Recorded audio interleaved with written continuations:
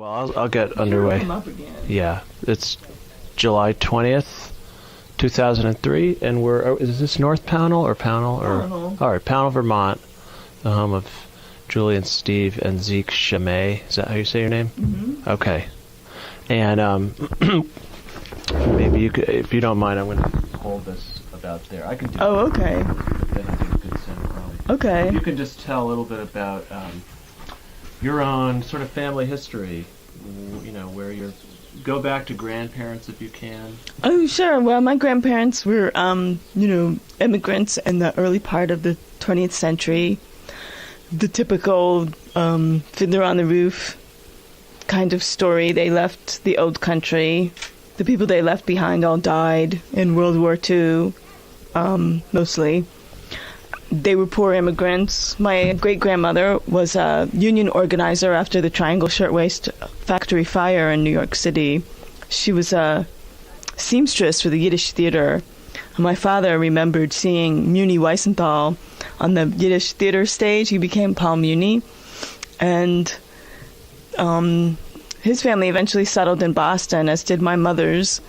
They met in Boston after during World War II when my father was wounded, and came back to the States to recuperate. When my parents married, they stayed in Boston after their first child was born. And then I think after one winter when my father put up something like 150 storm windows for the family, and grandparents, they decided to move to Florida, where I was born, along with a sister, and we were brought up in Miami in a really kind of sweet middle-class suburb composed primarily of Jewish families, also escaping the Northeast winters. It was an idyllic childhood. We were sort of semi-practicing Jews. My father was sort of a Jewish atheist. So Judaism in our house meant major holidays and a greater appreciation of bagels and Woody Allen movies. And growing up, I participated in a lot of social events. The Jewish population in Miami is large enough that you can be non-religious and still be immersed in a Jewish community. So, mostly I socialized with other Jewish kids through organized social groups, which were, looking back on it, was a lot of fun. And I learned a lot from other people's families. And I always wish that my own family practiced a little bit more, but it was just not going to happen with my dad. I think the war embittered him. And after I left home and went to college and settled into my own life, observance became more important. And once Steve and I married, even though he wasn't Jewish when we married and has not formally converted, I did make it clear to him that I wanted to have a Jewish household. I wanted our home to be Jewish, and any children that we raised would be Jewish. So when we got married, we picked a minister to marry us. We didn't know any rabbis at the time, and we had a klezmer band at the wedding, which was a lot of fun, and a chuppah. And so it was sort of like how some restaurants aren't kosher, but they're kosher style. We had a Jewish style wedding. And then, gradually became more and more involved in the synagogue community in Bennington. And after we had our son, I think when people have children, they, it sort of calls into question how you want to address child rearing and religious training. And I knew that was, I knew that would be the direction we would be going towards. And so it's been great. It's been, a very interesting experience. I think having a synagogue nearby has made a huge difference. If we hadn't had that, I doubt we would have been that committed or observant. Not that we're strict in our observance. We're more like we sing a lot, pray in that way. And the synagogue in Bennington is Reconstructionist? Right. They're affiliated with the Reconstructionist movement, which largely came about because the rabbi's a graduate of the Reconstructionist Rabbinical College.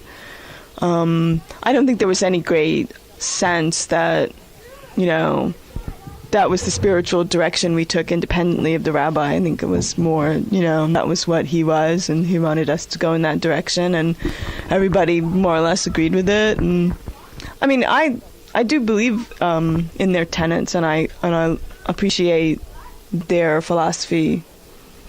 But I don't know. To me, it strikes me as sad that there has to be divisions. You know, that we are we're conservative, we're modern conservative, we're Hasidic, it seems a shame to me that we have to create divisions within the Jewish community. I don't see the point of that. Mm-hmm. Well, I guess I would imagine, especially a place like this, it's really going to seem kind of petty because there's so few Jews at all. Right. That, to be sectarian, I guess it's basically impossible. Yeah. And there were people, I think there was some feeling that, you know, if we committed in one direction, we had, eliminated the chance that our kids could get discounts to the Reformed Movement summer camp. It just seems dumb, just seems silly. And I do think that, it's the only synagogue in town. You can't really, where else are you going to go? It has to accept everybody. And it does, pretty much respect everyone's faith. And what I think is interesting is that when I talk to people who haven't gone to synagogue in a while and they come to the services in Bennington, I think they're really surprised because it's not, it wasn't the way synagogues were when we were children. If they're about my age, say in their 30s, 40s, 50s. When I went to synagogue as a child, first of all, the synagogues in Miami all were built by the same, school of architects that built Howard Johnson. So they were these giant soaring, ostentatious, earth-toned 70s monstrosities. And they housed huge numbers of people and the invisible choir that, you couldn't see but you could hear. And it would just, nobody's talked and everybody stood up and sat down and there was a lot of responsive reading. And, the synagogue in Bennington is much more inclusive and it's much smaller and they expect people to participate and there's a lot of women who wear talit, tot, and you're expected to wear a talis if you go on the bima to read from Torah or, if you're on the bima for whatever reason, you're expected to have that. And a lot of people, I talked to one woman who said it brought tears to her eyes to see that, because it's true that when I was growing up, to be a woman who was involved in the synagogue meant you put the cookies out for the Oneg Shabbat. After the service, you didn't, the Brotherhood sat up on the bima and the Brotherhood held the power and made the decisions. And, the Rebbitzin and the other women, they didn't call the shots. They weren't on the board. They didn't, their role was very small and peripheral.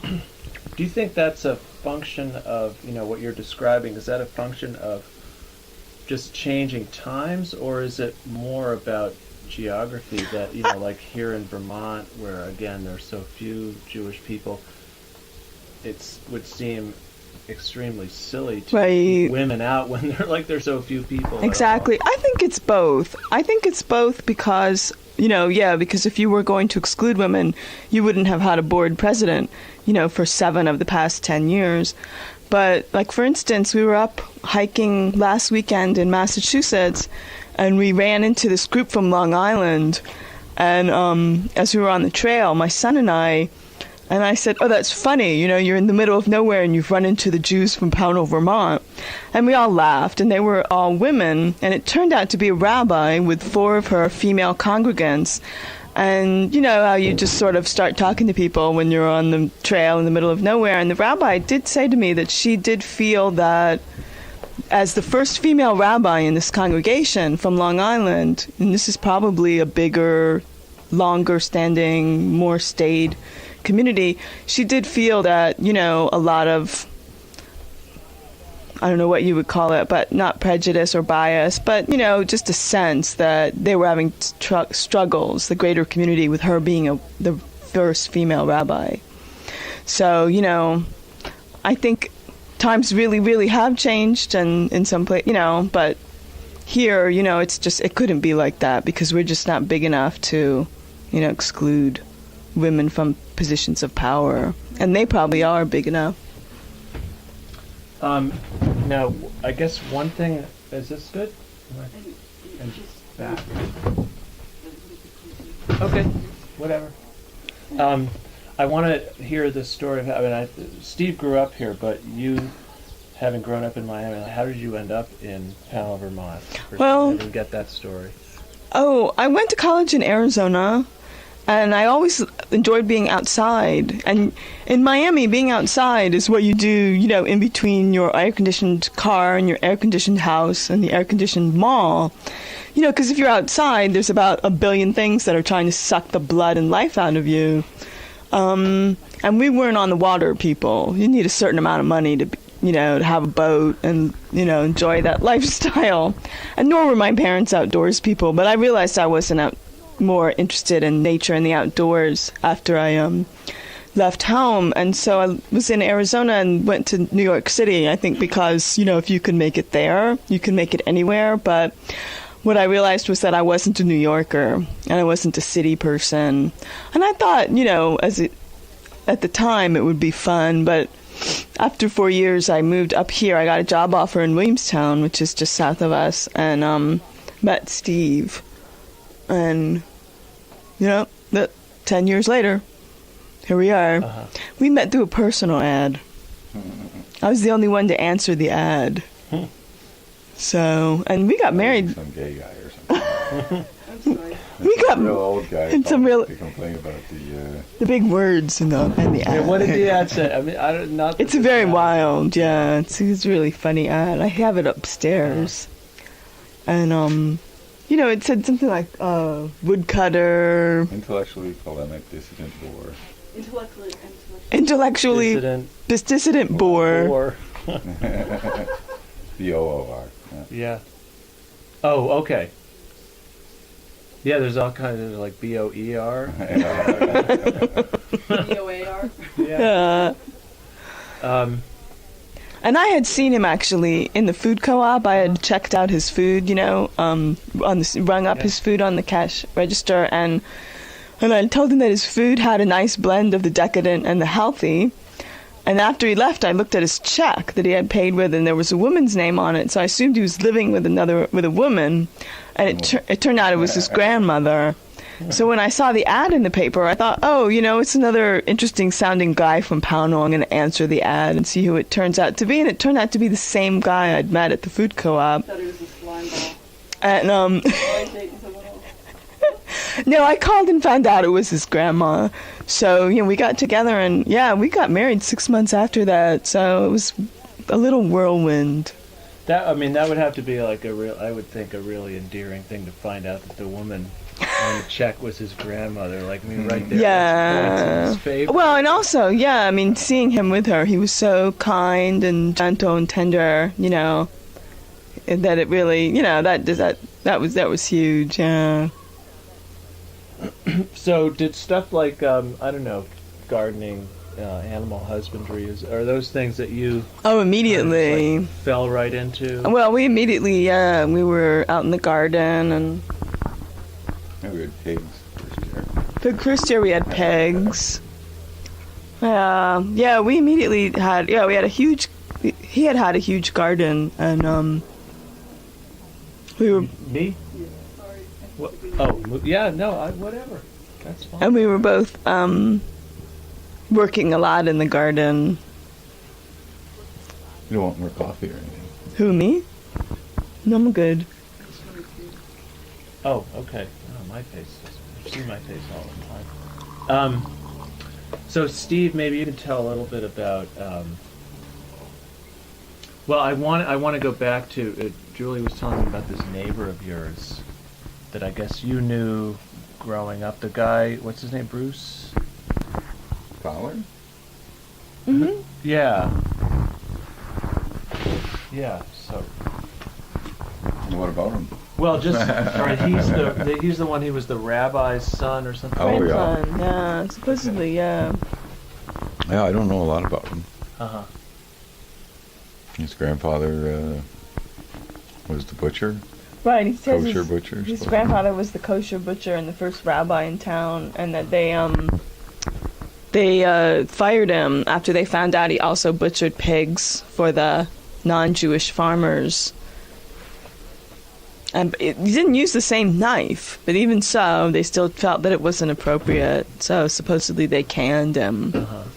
This was before they. This is lost in the apocryphal, Yeah. past of the synagogue. What kind of awareness did you have growing up here of like Jewish people in the community? Well, I never knew Biff was Jewish until maybe after the wedding. Maybe you found out before we got married.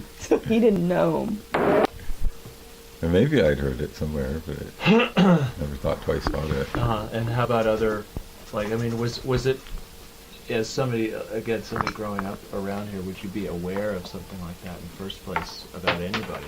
I remember being aware that there used to be a picnic at the next place up the road. You know, when I was probably a little older than Zeke, I remember going, and there was something said about when Julius bought the place, the next house down, about some kind of Zionist plot. You know, that Jew wants to own the whole mountain. That was about the first I ever heard Jews in the area. And, he's not, of course, practicing Jew, I know now, you know. But yeah, the old ladies were worried that Myrtle was like 90, you know, and she and my grandmother's sister, I remember them talking about it. There goes the evil neighborhood. Jews moved in. That's our And neighborhood. evidently Julius thought there was something suspicious when Biff bought the place. Supposedly he confronted Emily with, you know, why did your sister sell it so fast to that other guy? I would have been interested, you know. Which, you know, Emily had nothing to do with it. She thought they sold it too fast. So that was despite the fact that he'd grown up here. So that's why I was It was surprised to learn that suspicious. Bruce was Jewish after that. Well, this other neighbor, Julius, he's been here since the 60s. Biff has been here since the 80s, but he was in a house in town in Bennington. 78, 79. Biff? Yeah. 78, 79, and then the other neighbor, Julius, he's a Early 60s. his last name Rosenwald. He was apparently it was Sears and Roebuck, but Roebuck was really Rosenwald. I mean, I think Rosenwald bought Roebuck out, but they kept the name Roebuck because they didn't want to suffer anti-Semitism if they changed it to Sears and Rosenwald. So, but we don't, you know, he's one of those neighbors that he just says hi on the road. We don't. Yeah. So the Jews of Pownell, we are many, Yeah. but Oh, no, not that everybody was down the identifies. road, and there's actually. another guy, a Russian Jew, who lives Born in around the Russia? corner, Yeah. born in Russia, and he lives around the corner. Down the rood is Eve Pierce. And she's Buddhist. I suspect she's Jewish. We think she's a Jew. She Yeah. looks very Jew boo. Judas. So secretly, it might be that name every is single changed. person in Pownell is Jewish. We don't know. She changed her name when she moved here. From what? I don't know. Well, that was another Vermont's thing the old ladies talked about, that she was Jewish too, you know. Vermont's That was public part of the image is concern really. that Rosenwald and Eve Pierce had just Yeah. moved Should we here. worry about where our sons are? Or? No, they're in the house. Oh, okay. Vermont's public image is just, you know, you think of like what, well, they're not here anymore, but there's Ben, you got your Ben and Jerry, Bernie Sanders, Howard Dean is married to a Jew, apparently. Oh, right. Yeah, so, Hey, we heard that at the conference, right? all these I'd never heard it associations. before. No, we Yeah. didn't know that. No. Well, the other thing that my dad is very excited about is that he's a graduate of the medical school in the Bronx that my dad used to teach at, the Albert Einstein Medical School, so. I think I remember when we were at the conference talking about just in public school, because did Zeke go to the public school? He here? did. We took him out. Uh-huh. He was for about a he month was and a half. shocked that, you know, out of 17 kids in the kindergarten that he was the only Jew. And so is there just like zero awareness And of somebody actually told him after he that talked kind of about it stuff. so much that, you know, it isn't a good thing that the Jewish. it isn't? Yeah. One of the other kids. He made a lot of big deal of it. You know, he was always talking about it. So I Uh-huh. guess they thought that would shut him up, you know. Huh. I mean, even I don't know. We live in a fairly rural area, but I know that our kids in their school, like, they'll at least get the kind of perfunctory, you know, like they learn about the dreidel and really, I think Lange and Della are maybe 2 out of maybe 4 or 5 kids in their school of any Jewish Wow. background. But they still seem. I mean, is that right, Della? Do they? Anyone else was Jewish? Sam, Sam, and there was Jamila. Aki, yeah. Yeah. Aki. Well, Jewish? Yeah, Jamila's mom is. Anyway, in their school, it seemed like they promote this sense of like, you know, we have Christmas, but there's also Kwanzaa and Hanukkah. I don't think they bother with that. And, Yeah. and I don't know, we were out of there before Thanksgiving, but I don't get the impression that they have that sort of respect and regard for other beliefs. I know that the 5th grade was doing a Santa's workshop, They did something with Easter. which I guess is okay if you're doing everything, but I don't get the impression that they do everything. I mean, Zeke did come home with schools on Judaism from the school library, probably because, you know, when the school librarian asked him what he wanted, he said he wanted books on Judaism, and they had some, but I don't think it was because, you know, they really were making an effort to be inclusive. You know what I mean? So we were pretty disappointed with our experience in the public schools. And that, I was interviewed by another writer who's doing a piece on what's wrong with the public schools, and that might be in Family Circle this fall, so that's a whole nother story. No, I wasn't disappointed. It's pretty much what I expected. You've gone through the same school I went to system. that You school. knew. Yeah, I mean, it's improved a lot since I went there. But the neighbors' kids I think it's go, gotten worse, you know. really, and it's changed a lot.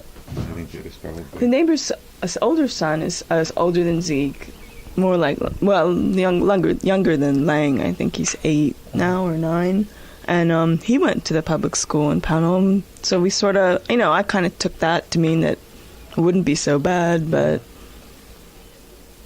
What about? I guess the only other thing I'm really curious to know about is like the rest.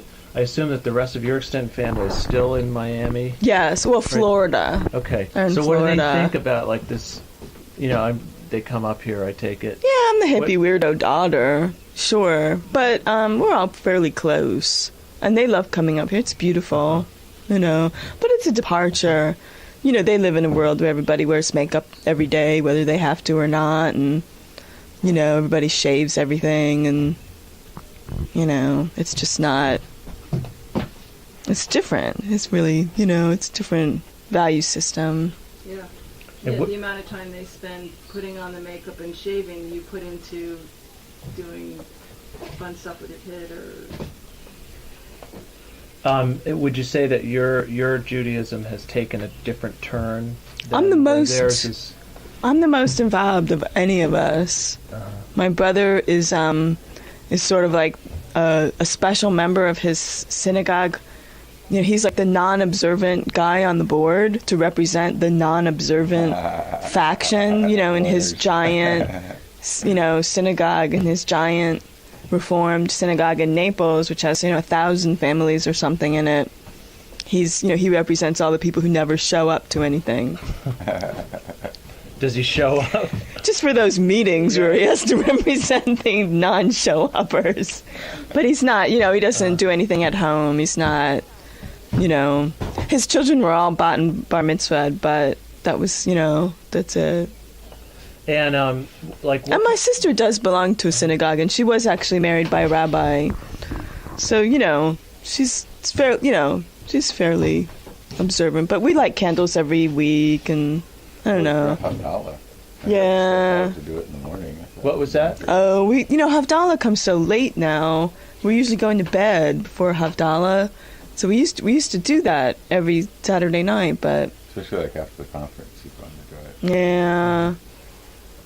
Yeah, I was going to ask. So you do Shabbat candles. We bake our own challah. Uh-huh. Steve and Zeke make challah.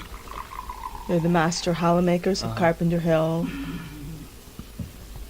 Do you build a sukkah? We have, yeah, we It have. seems kind of.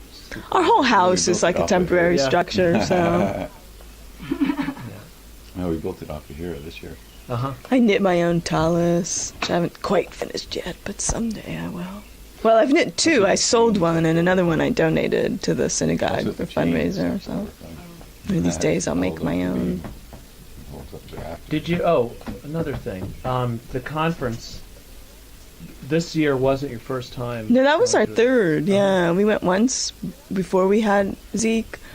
Once when he was about 1 or 2, and then this past year. And I love going, and just being around big groups of people. And I always get something out of at least one of the workshops. And even though the living situation's pretty awful, it's just fun to sit down together with people. And Janice was one of the first people I met in the pool, and it was really nice. It was really nice. We also did a week. I did a week, and Steve did a weekend of that week at Eilat Chaim, the Jewish Renewal Center down in Accord, New York. Mm-hmm.